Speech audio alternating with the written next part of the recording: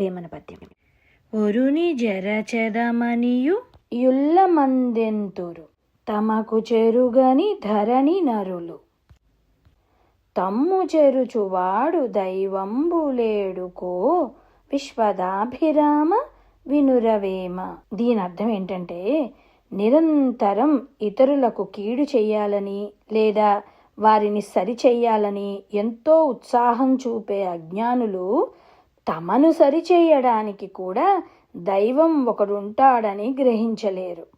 ఇతరులకి ఒక కన్ను పోవాలని మనం కోరుకుంటే మనకు ఆ దైవం 2 కళ్ళు పోగొడతాడు అని తెలుసుకొననివాడు ఒక మూఢుడు, అజ్ఞాని. అది గ్రహించి జాగ్రత్తగా మెలగగలిగిన వాడే నిజమైన జ్ఞాని. అందువల్ల ఎవరికీ హాని చేయకూడదు, శత్రువుకైనా అపకారం కోరకూడదు.